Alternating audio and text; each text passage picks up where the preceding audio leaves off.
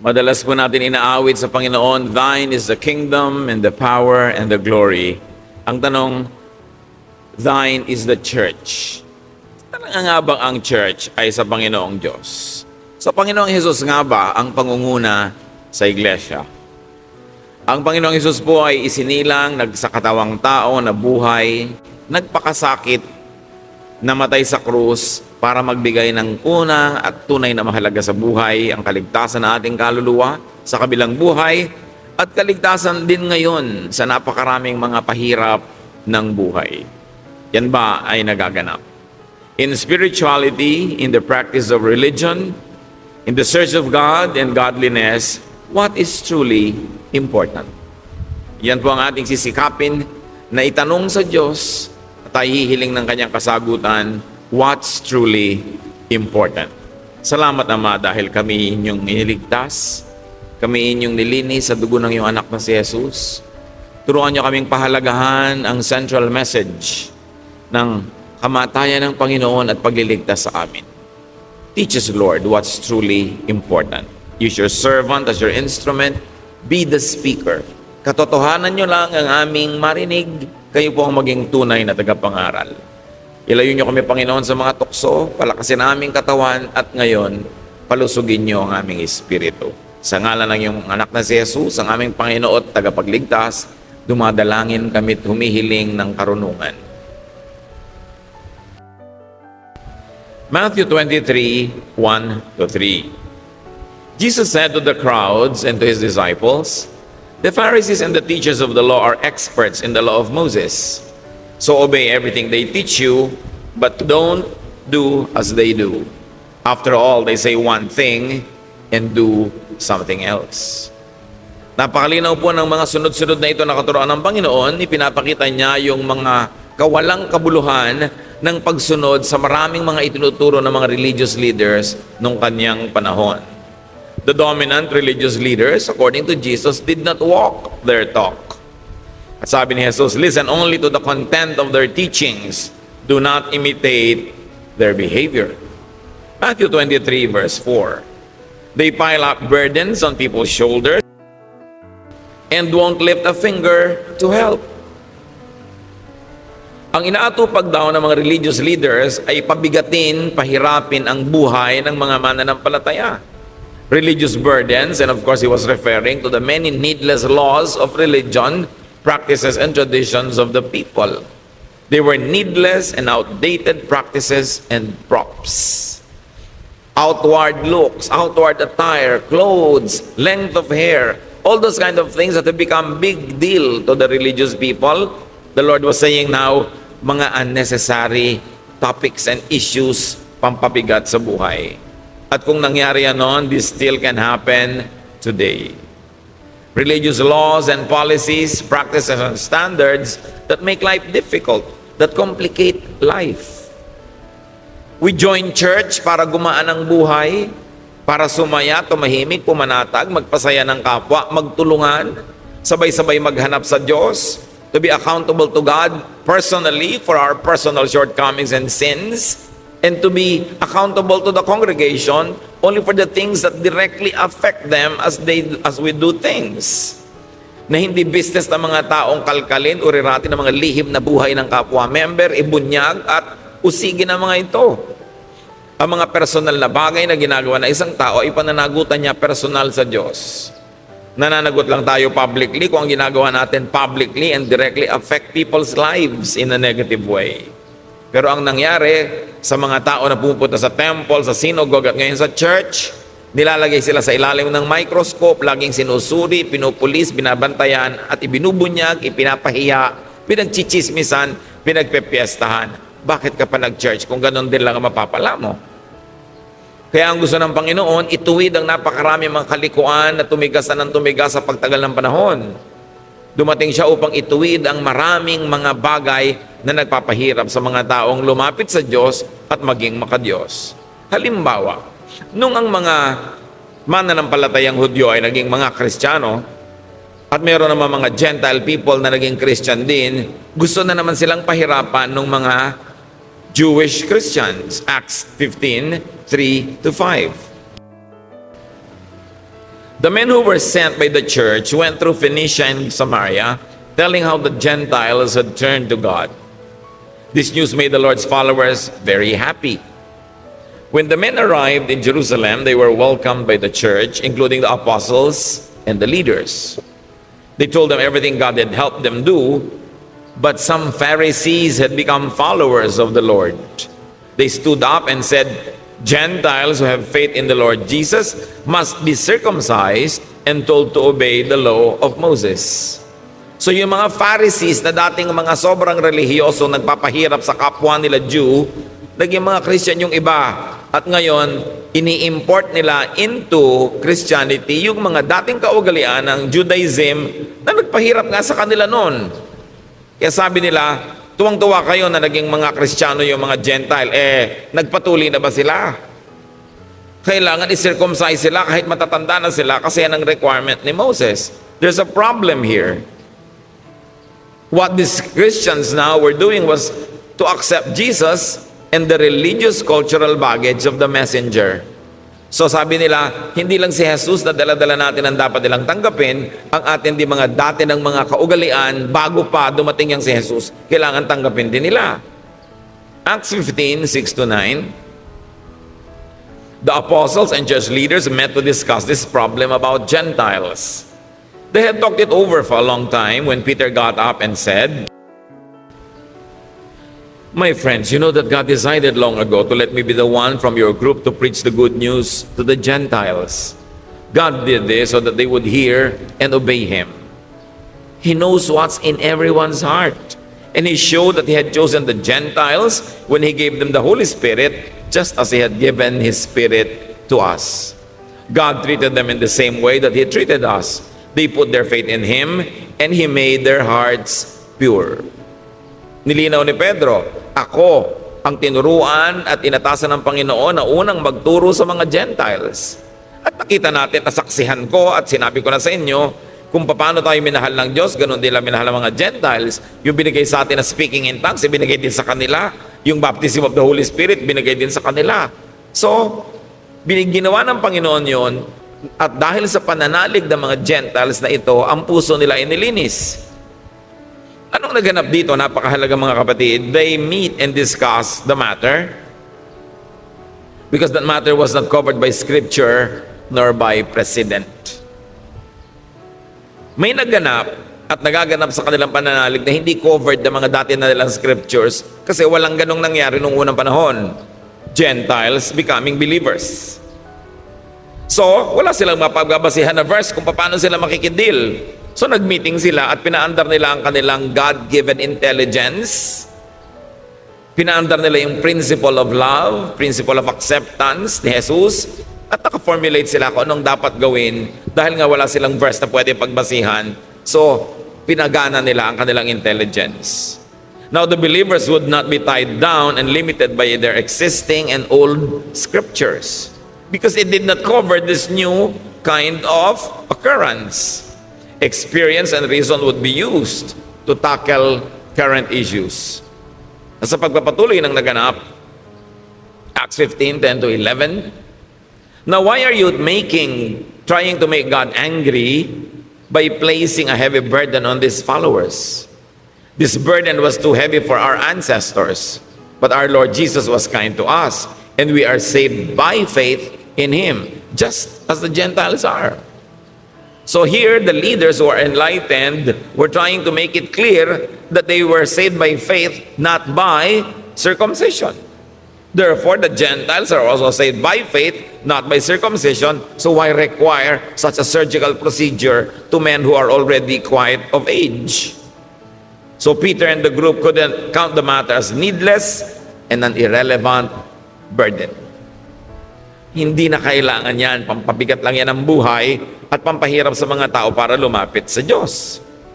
Acts 15:19, And so my friends, I don't think we should place burdens on the Gentiles who are turning to God.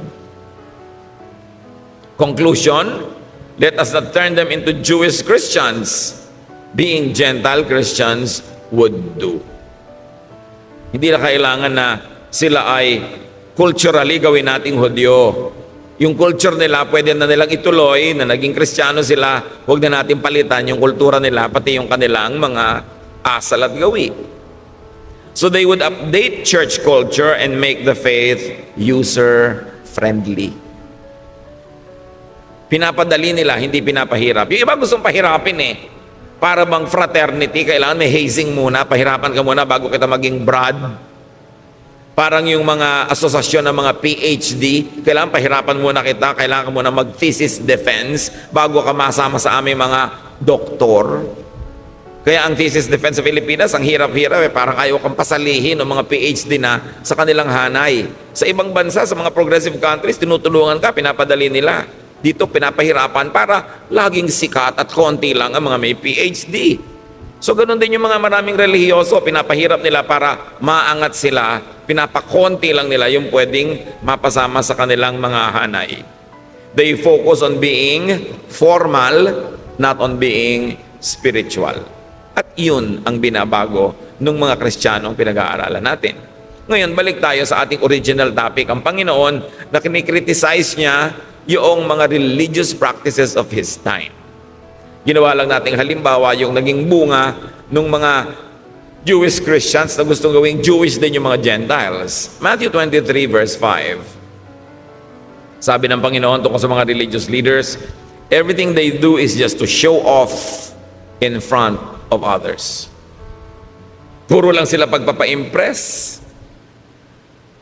Puro lang sila pag-create ng impression na ako banal, ako mahigpit, hindi pwede sa akin yan, hindi ko papalampasin yan kasi ako maka-Diyos. So this show is about me being holier than you. Habang ibinaba ng Panginoon sa mga tao yung katuruan, itinataas uli ng mga naging bagong Kristiyano para mahirapan na naman yung iba at huwag maabot, para sila lang ang nakakaabot at sikat sila. Matthew 23:13-15. You Pharisees and teachers of the law of Moses are in for trouble. Jesus continues. You're nothing but show-offs. You lock people out of the kingdom of heaven. You won't go in yourselves, and you keep others from going in. You Pharisees and teachers of the law of Moses are in for trouble. You're nothing but show-offs. You travel over land and sea to win one follower, and when you have done so, you make that person twice as fit for hell as you are. Ang mga pinakamababagsik na salita ng Panginoon ay hindi niya binitawan sa mga tinatawag na sinners. Binitawan niya ito sa mga tinatawag na banal, sa mga relihiyoso, sa mga religious teachers and preachers. Sabi niya, ang gagaling nyo, wala kayong ginawa kundi magpakitang tao. Pinagsasarhan nyo ng pinto ng langit ang mga tao dahil kayo man ay hindi makapasok. Naghihirap kayo para pumunta sa maralayong lugar para mag-convert ng mga kaluluwa. At pag na-convert nyo na sila, dinodoble nyo lang ang kanilang mga bigat sa buhay, lalong hindi sila makakapasok sa kalangitan. Hindi nyo kayang magturo ng kalangitan dahil hindi nyo yan nararanasan. Yan ang sinasabi ng Panginoon sa mga religious leaders. Puro kayo bawal, puro kayo mga paghuhusga, puro kayo mga pagpupwera, pagmamataas, pagmamalaki, puro mga pagpapalabas na kayo mga magagaling at mga matatalino at mga banal. Pero sa pagtuturo nyo sa mga tao, hinahawa nyo sila sa inyong mga ugali. Kaya sila man, tulad nyo, hindi makakapasok sa langit. Teachers could, according to Jesus, lock people out of the kingdom of heaven by showing them the wrong door, the door of ritual and other non-essentials. By making them follow invented requirements that will forever render you sinful. Hindi pwede, hindi kasya kahit kailan. Teachers could not go into heaven themselves by not following their own teachings or the truth they know. In their minds, they know the way to God, but in their practices, they don't do it. So hati sila. Iba yung iniisip, iba yung ginagawa. Iba yung public pronouncements, iba yung private life. At walang taong hati ang nakakaranas ng kalangitan o nakakapasok dito dahil ang gusto ng Diyos ikay buo. Kaya nga buong-buo tayong iniligtas buong-buong nilinis, buong-buong sinagip para buong makarating sa Diyos dahil tayo yung mga hati. Nagiging buo tayo dahil sa pananalig natin sa Panginoon. Nagiging malinis na ganap dahil sa pananalig sa Kanya, hindi dahil sa ating mga accomplishments.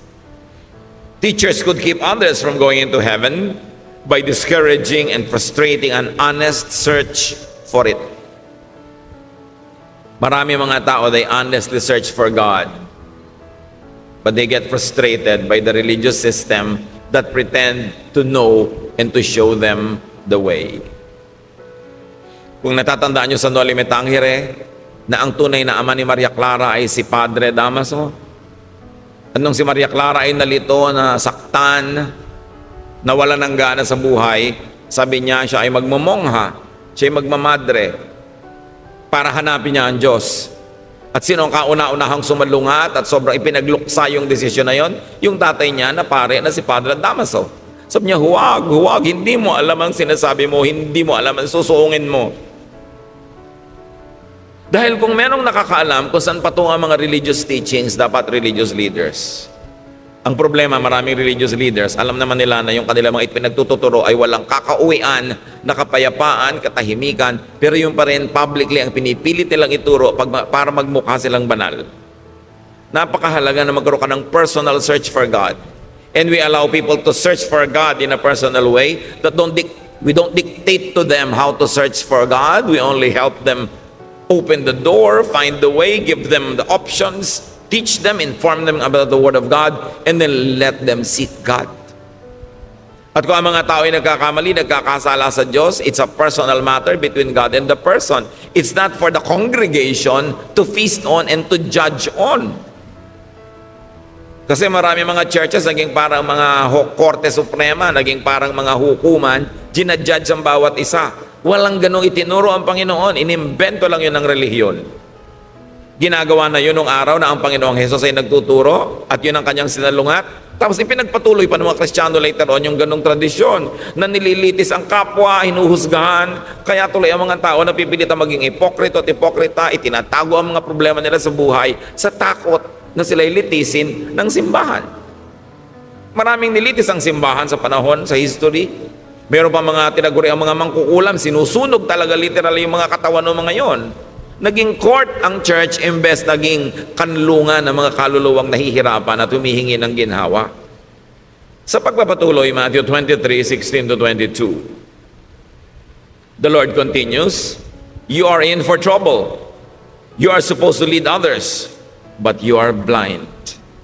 You teach that it doesn't matter if a person swears by the temple, but you say that it does matter if someone swears by the gold in the temple.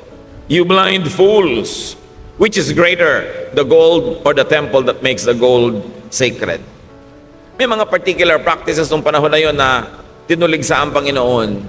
Yung sobrang pagiging mahilig ng mga religious leaders sa pera. Love for money, power, and honor, misguided zealousness could blind religious teachers. Kaya ito ay tinuligsa ng Panginoon na huwag mong kikilingan yung tao dahil mas mayaman, dahil mas malaki yung donation. At yung mga religious leaders, huwag mag-agawan, magbangayan, agawan ng mga member mayaman, ng mga donor. Nung paman, kinikriticize sa'yo ng Panginoon. Kaya hanggang ngayon, challenge pa yan sa maraming mananampalataya. Matthew 23:23-24. You Pharisees and teachers are show-offs, and you're in for trouble. You give 1/10 of the spices from your garden, such as mint, dill, and cumin. Yet, you neglect the more important matters of the law, such as justice, mercy, and faithfulness. These are the important things you should have done, though you should have not left the others undone either. You blind leaders, you strain out a small fly, but swallow a camel. So puro kayo pakitang tao.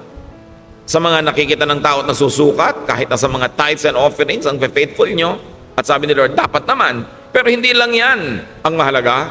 Mahalaga yung katarungan, habag, pagiging matapat. Sabi, napaka mga bulag ninyo. Hindi nyo malulon ang kaprasong insekto, pero buong buo yung nilulunok ang mga kamelyo. Ibig sabihin, mga maliliit na mga kasalanan ng kapwa, minamalaki nyo, maliit na mga pagkukulang, kala mo kung ano na. Pero yung mas malalaki mga kasalanan, hindi nyo napapansin. Yung mga kasalanan ng yabang, judgmentalism, self-righteousness, pride, misguiding people, selfishness. You don't notice that. Wala kayong napapansin kundi yung babaeng adulterous. Wala kayong napapansin kundi yung mga taong kung nagko-commit ng mga sexual sin na parang sexual sin na lang ang kasalanan sa buong lupa at sa buong buhay. Ang dami pang iba. Pero ang pinanggigigilan nyo, yan lang. Sabing ganon. E totoo naman mga kapatid, sa kasaysayan ng church, hanggang dumating tayo sa present time, merong mga major denominations na talaga namang wala namang pinanggigilan kundi mga ibang mga uri ng pagkukulang ng kapwa, pero hindi nila napapansin yung mas malalaking mga kasalanan. Yung panghihiya, yung pananakit ng kalooban, yung paglalayo ng loob ng mga tao sa Diyos dahil sobrang nilang pinoformalize sa mga bagay. Sabi ni Lord, maliit na insekto, hindi nyo malulon. Pero yung mga lalaking mga kamelyo, buong buo niyong nalulunok. Sabi, you hypocrites, you are in for trouble. You are majors of minors, specialists of non-essentials. Ang laki-laking issue sa inyo kung anong Bible version ang babasahin. May version pang kaisa-isang tama at lahat na ibang version hindi na. Saka naman nakakita ng ganon. E paano bago na-imprenta yung version na yan? Di wala palang totoong Word of God. Sobra kayo nagmamalaki ng mga issue, pinapalaki nyo ang loob, pinapayabang nyo ang inyong mga member na tayo ang tama, wala nang iba. Ang version na binabasa natin ang tama, yung kanila wrong. Tayo lang ang saved, sila hindi. Tayo lang ang papakasalan ni Kristo, sila audience. Sabi, binubulag nyo ang mga tao para maging mayabang na member ng inyong kongregasyon. Na kami lang ang tama. Ang tingin tuloy sa iba, demonic. Ang tingin sa iba, mali. Nagiging pala, hiwalay tuloy at mga separatist. Flunkers in major subjects like justice, mercy, and faithfulness.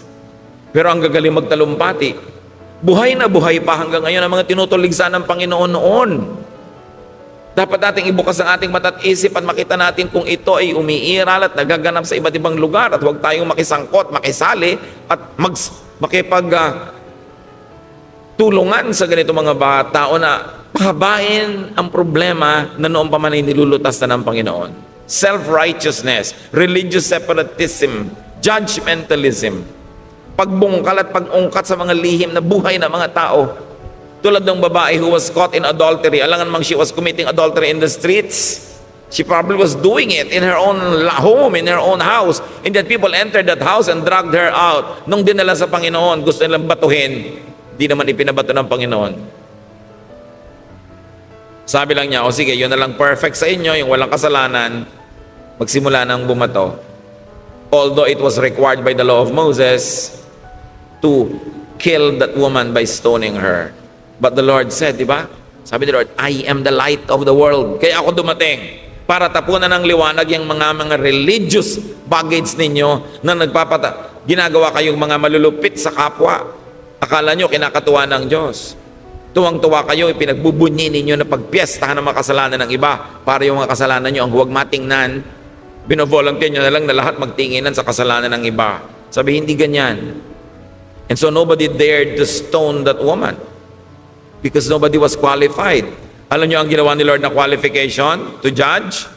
Perfection. Sabi niya, o sige, sabi pala ng law of Moses, babatuhin ang babaeng makasalanan. Batuhin na, mauna na lang yung walang kasalanan. Wala naman nangahas because nobody was perfect. Mga kapatid, kung hindi kayo perfect, stop judging others.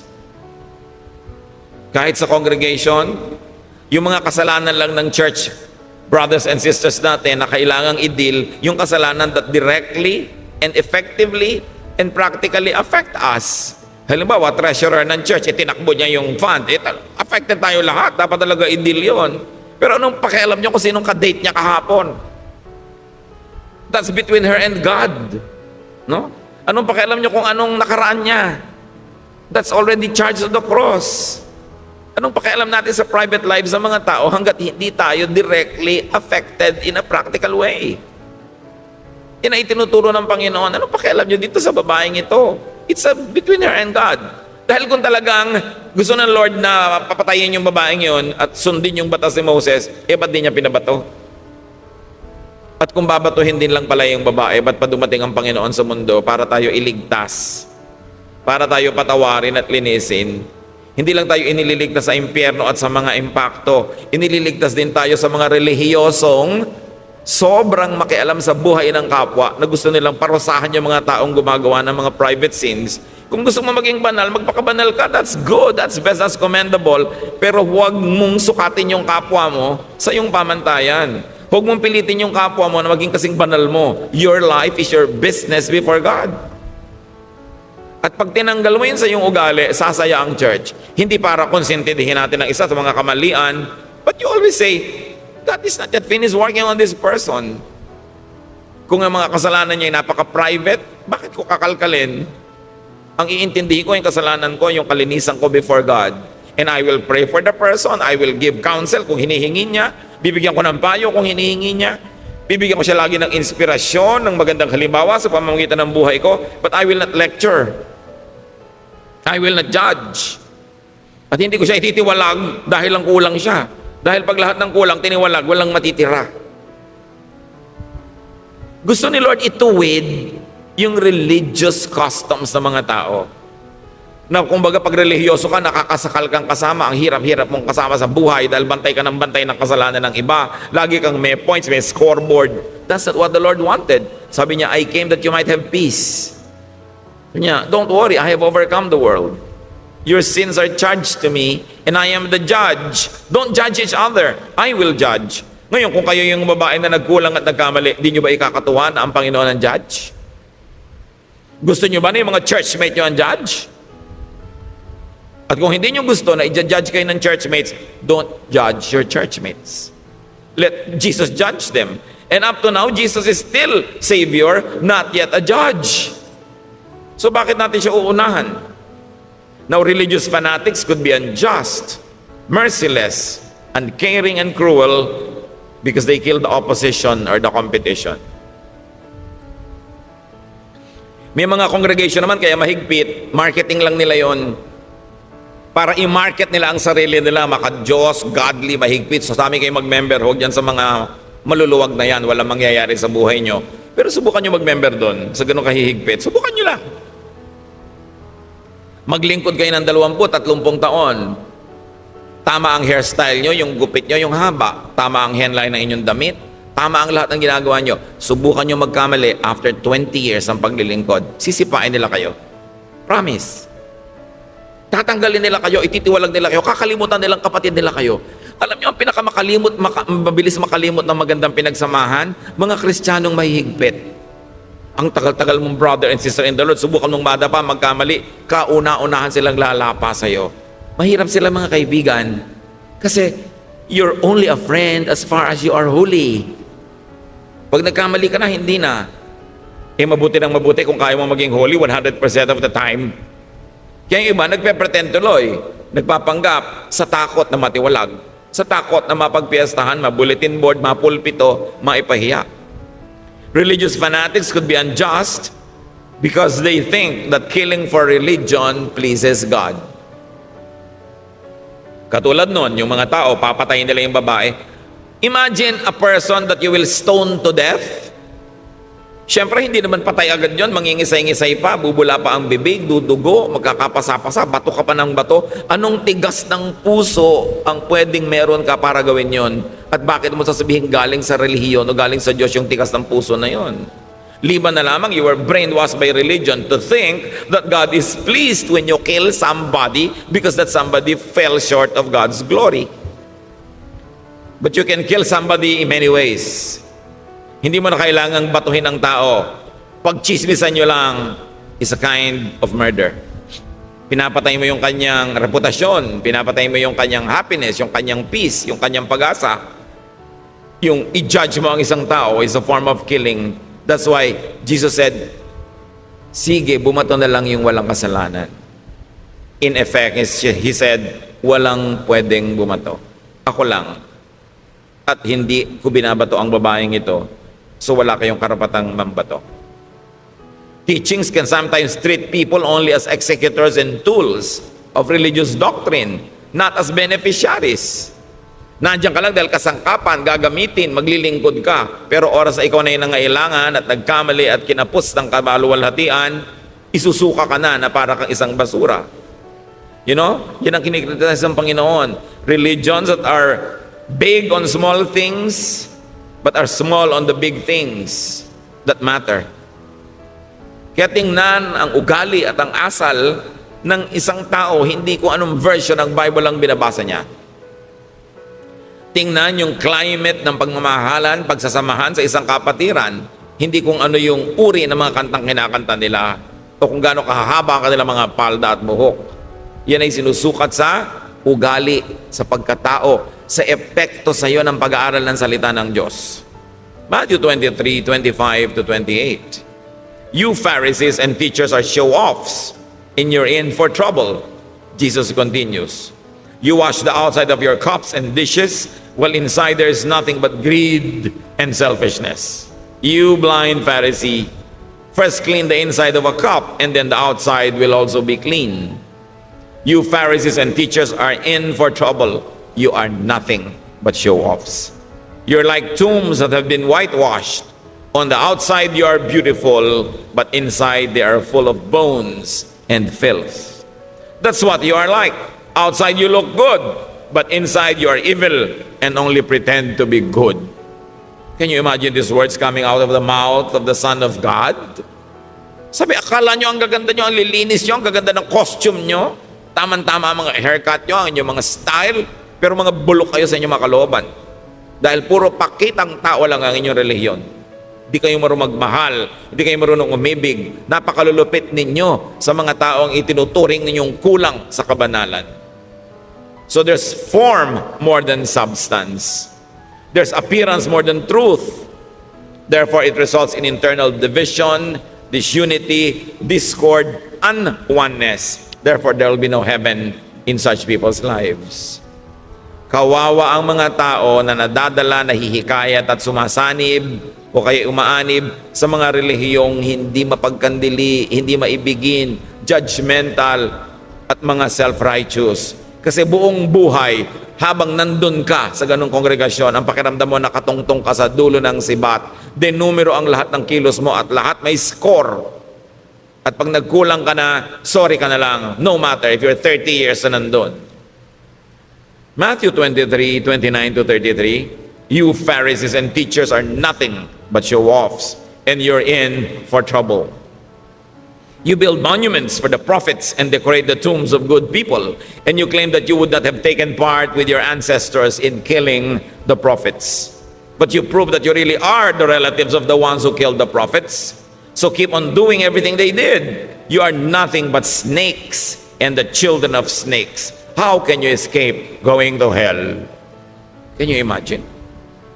Sabi ng Panginoon dito sa mga religious leaders na ito na walang itinuturo kundi mga pagbalat kayo, mga ahas kayo.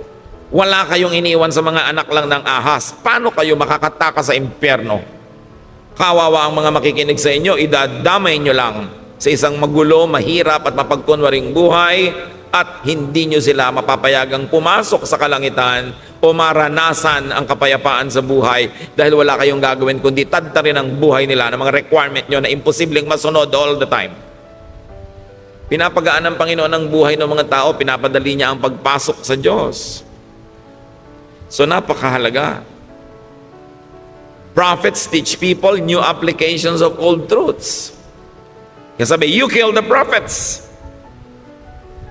Sasabihin niyo pa ngayon, kung nabuhay kayo noong unang panahon, hindi kayo sasama sa pagpatay sa mga propeta ng Israel. Pero sabi niya, sa asal niyo, halatang halata, mga apo kayo, no, mga pumatay sa mga propeta. Kasi pareho kayo ng ugali. Alam niyo po, napakaraming propeta sa Israel, pinatay ng mga Israelites sa isang malagim na mga paraan. Sari-saring mga pahirap ang inabot ng mga propeta. Akala niyo ba, laging iginalang ang mga propeta? Pinapatay ng taong bayan sa pangunguna ng religious leaders. Why? Because prophets teach the people new applications of old truths. Pinapalaki ng mga propeta ang pananaw ng mga tao paano maiintindihan yung original na mga itinuro ng Diyos na freeze na, naging fossil na, hindi na bagay sa panahon.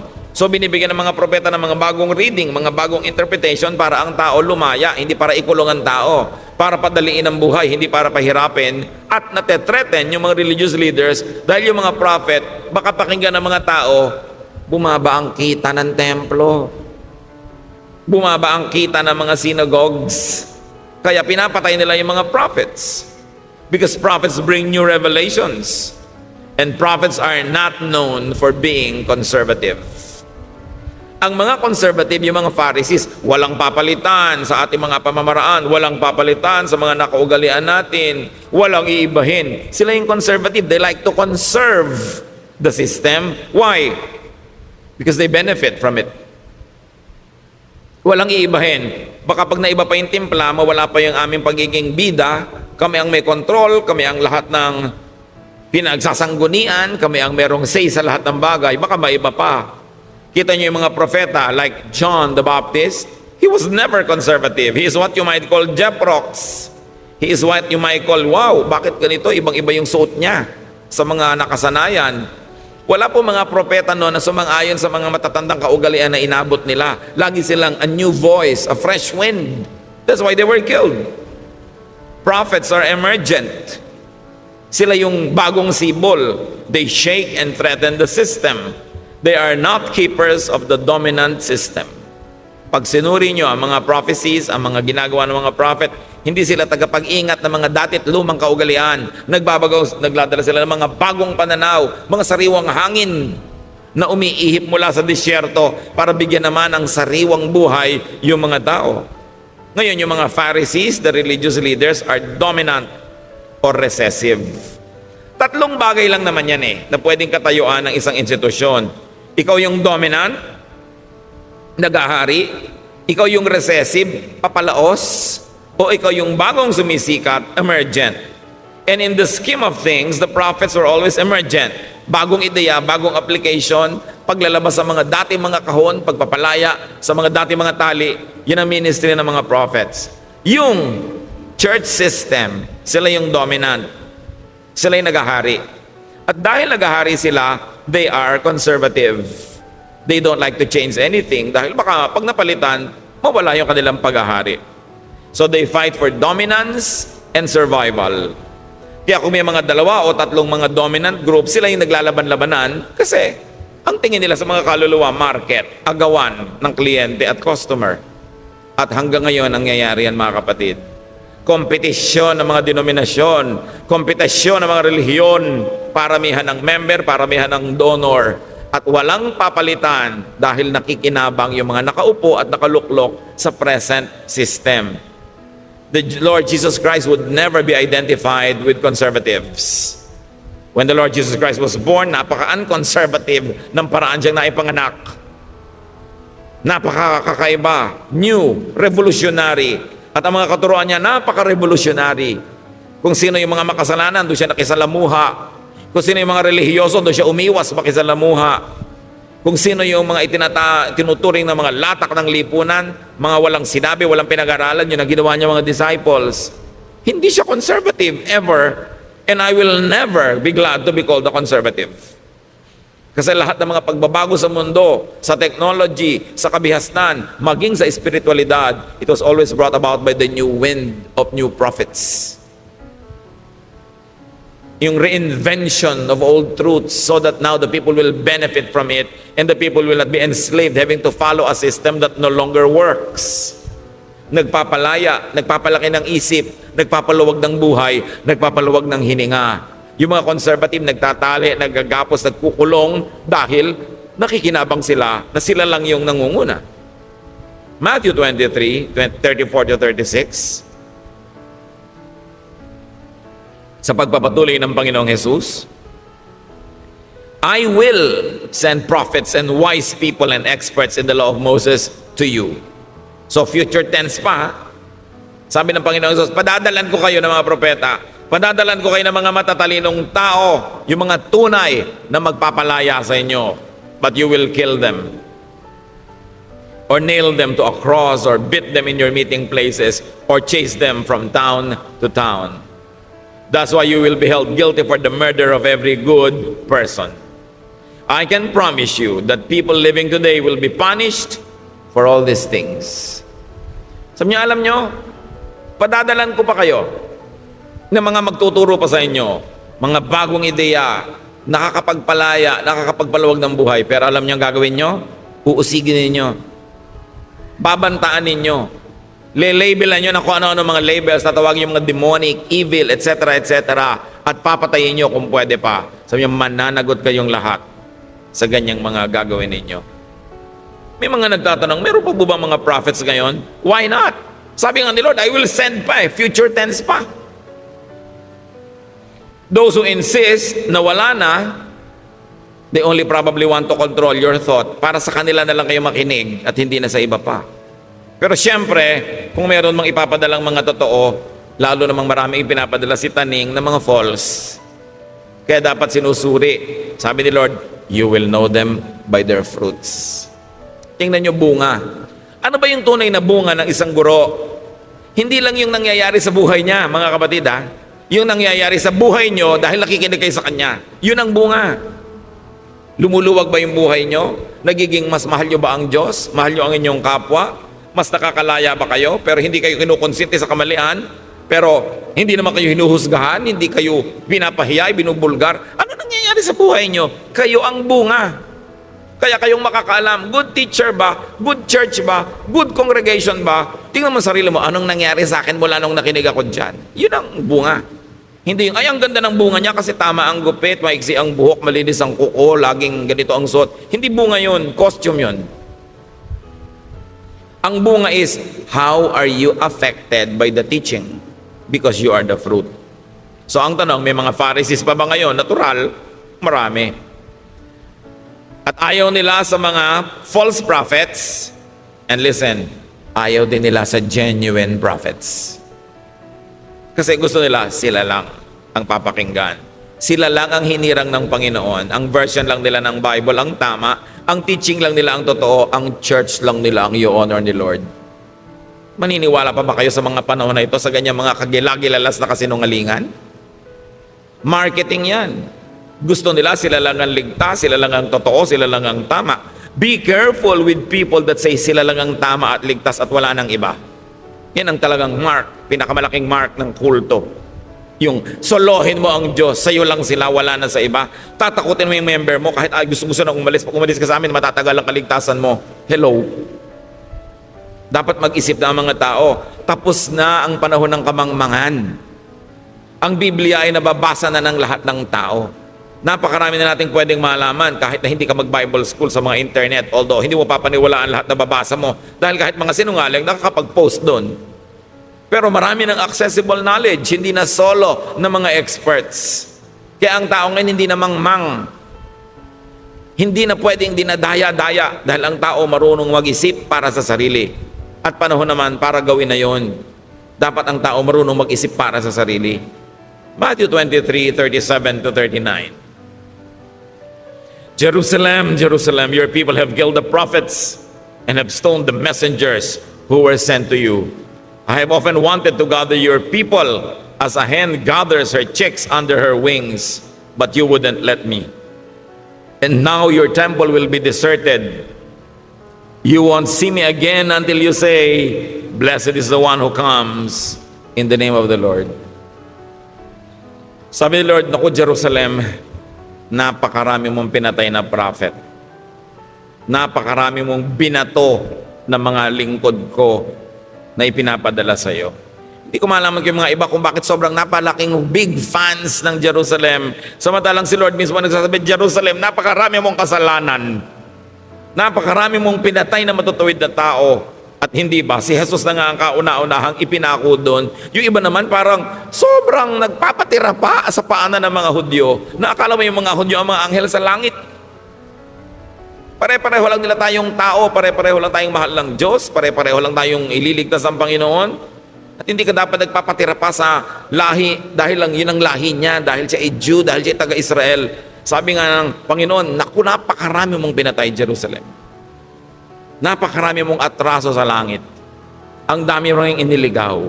Hindi naman natin siyempre magkakaroon tayo ng negative feeling sa mga taga roon, pero huwag ka namang magpa-atsoy at magpa-atsoy sa kanila dahil lang Diyos sila. Pare-pareho tayong anak ng Diyos at iniligtas ng dugo ni Kristo. Dapat may dignity ka rin sa iyong racial identity. Hindi agad-agad mo isinusuko dahil taga-Israel ito, taga-Israel yun. Mahal ng Diyos ang lahat ng tao. At sino man ang susamba sa Kanya at maglilingkod ay mamahalin niya. Sabi nga ng isang propeta, kahit yung mga bato, pwedeng gawin mga apo ni Abraham. Huwag niyo ipagyabang na mga Hudyo kayo. Kasi kung Hudyo nga kayo, hindi naman kayo sumasamba, baliwala yan. Mabuti pa yung Gentile. Ilagay natin ang lahat sa tama. Huwag tayo ngayong magpairal ng bagong religious colonialism na may bago naman mga amo. Pagka taga-Israel, amo na natin agad. Dapat ang amo lang natin ang Diyos. At meron tayong dignity, pagmamahal maging sa ating racial identity. Hindi agad-agad mo sinusuko. Now, today's new prophets teach new applications of old truths. And they update the faith. And they update the church. Today's Pharisees, the establishment, will resist change. They will take shelter in conservatism. Conservatism is the defense and offense of the dominant and the recessive. Pag ikaw naghahari o papalaos, gusto mo conservative because you want to sit on past glory. Jesus and the prophets were far from conservative. Spiritual growth, church growth, and the growth of the kingdom of God is not in conservatism. It is in dynamism and continuing reinvention of ourselves. So, why do we review? And why do we study these principles? Because we are bombarded by religious marketing of the dominant Pharisees, the rich, big religious corporations that compete for our soul and for our loyalty. What's truly important according to the Lord? Mercy. Mahabagin ka ba? Tinuturuan ka bang maging mahabagin? Justice. Katarungan. Faithfulness, truthfulness. But really, the Lord says that the most important is love. Pag-ibig. Yan ang tunay na susi, yan ang tunay na sukatan kung maka-Diyos ka o hindi. This is what to give, to promote, to implement, and to look for.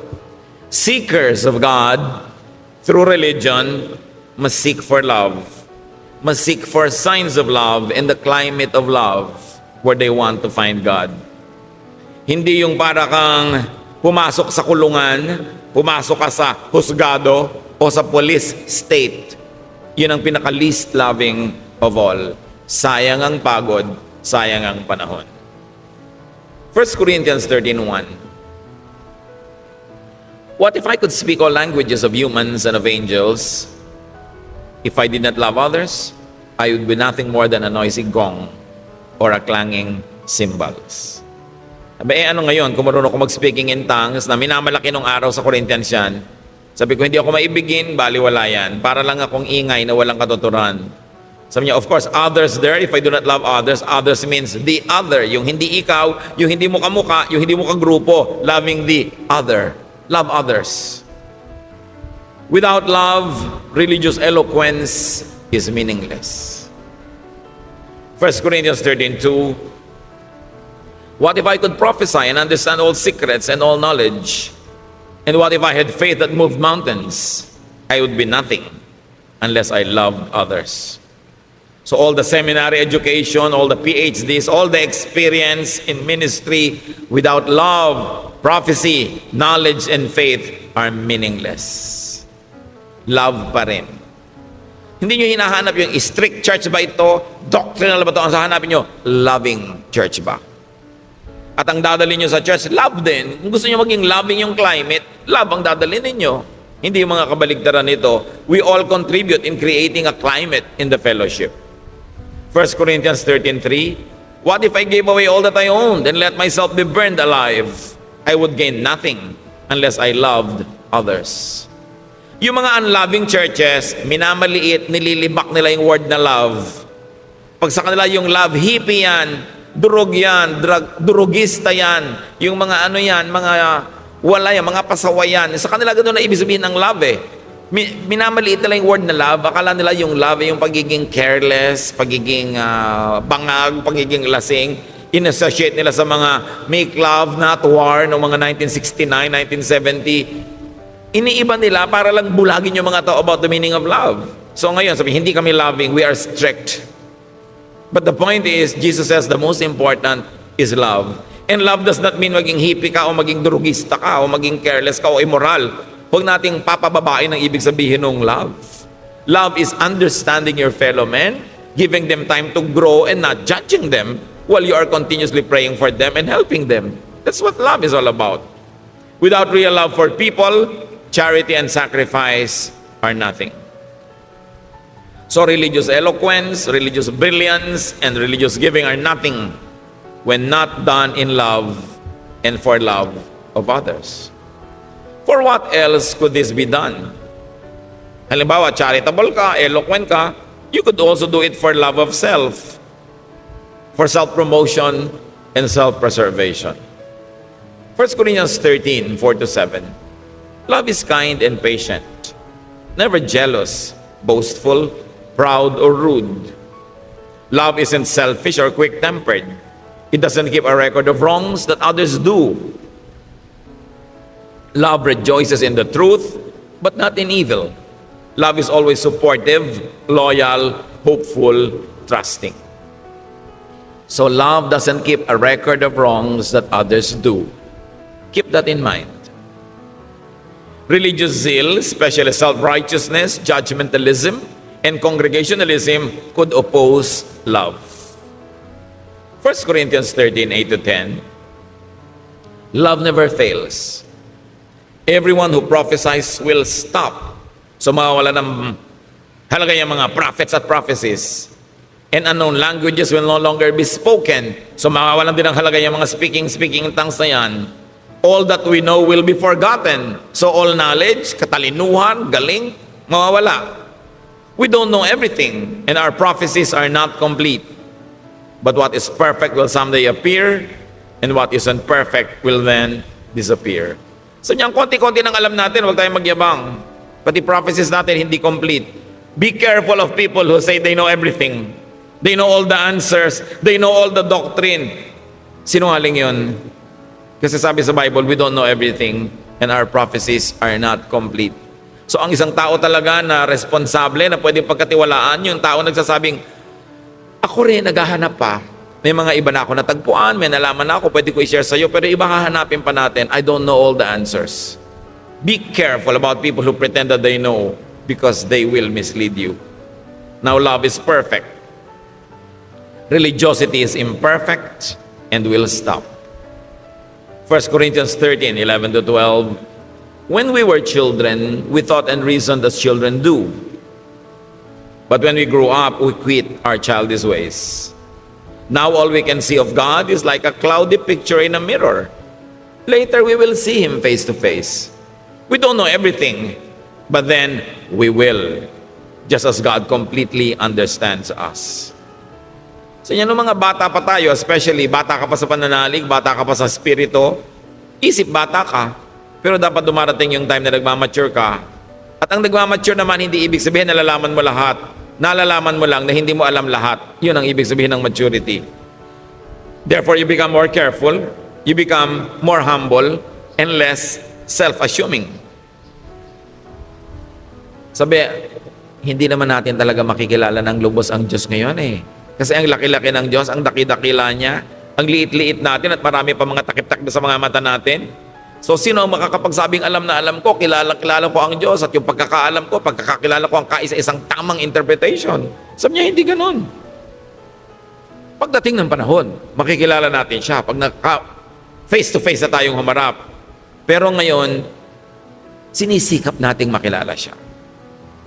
Nobody can pretend to know God completely and to know all the answers. Pero itong mahalaga, sabi niya, kilalang-kilala tayo ng Diyos. At yun ang dapat nating ipagpasalamat. Alam niya ang ating mga kahinaan, alam niya ang ating mga pangangailangan, alam niya kung paano tayo tutulungan, kahit hindi natin siya lubos na kilala. Religious understanding is progressive. No one should be trapped and frozen in just one stage. Kung yung pagkakakilala mo sa Panginoon 20 years ago, mga kostumbre mo, ugali, 20 years ago hanggang ngayon, hindi na iba, hindi ka nag-grow. Progressive eh. Dapat nag-grow. Truth will reveal the inanities of many things people used to consider all important. So 1 Corinthians 13:13, sa pagwawakas, kung anong tunay na mahalaga. For now there are faith, hope, and love. But of these three, The greatest is love. Religion teaches faith, but it will become irrelevant when everything is revealed. Religion teaches hope and expectations, but they will become irrelevant. They will be moot and academic when we are together with the Lord in eternity. Religion teaches love, which is the greatest, because it will be forever. Yun ang patuloy at in fact, yun ang lalo pang lalago pagka humarap na tayo sa Panginoon at magkakasama na tayo sa kabilang buhay. Why is it the greatest? Because God is love. If you're going to be known for anything, be known for godly love. And if you're going to look for anything important in a fellowship, in a group, look for love. In your family, in your circle of friends, promote love. Be part of those people that make love alive and make life a little bit more loving. Bring religiosity and spirituality to the next level, and that is love. Alam nyo na yung Bible, matagal na, alam nyo na yung mga doctrine, eto na lang, loving ba tayo? At kung loving tayo, salamat sa Diyos, pero let's keep on loving more because God is love. Ama namin, salamat. Salamat na lang dahil ganun kayo, ganun dapat yung church. So kaming mga laging nagkukulang, kaming mga hindi perfect, kaming may mga kapintasan, merong pwedeng silungan, puntahan, at pwede kaming umasa na kami kakalingain, mamahalin, iibigin, bagamat hindi ko konsentihin, pero patuloy na ipapanalangin, patuloy na tuturuan, i-encourage, at kahit kailan, we will not be rejected. Teach us this brand of love, and help us, O Lord, to make this love the climate, the flavor of our lives. Pagbulay-bulayan natin ang mga ito, mga kapatid, at hanapan ng mga personal application sa inyong personal na buhay, sa inyong family life, sa ating church life, at sa life natin bilang isang bansa, isang lipunan. Lord, teach us to bring these lofty and noble ideals into working modes in our daily life. Turuan niyo kami, Panginoon, na i-apply ang mga ito sa pang-araw-araw at mga practical na buhay namin. Let's be alone with the Lord and let the Spirit speak to us.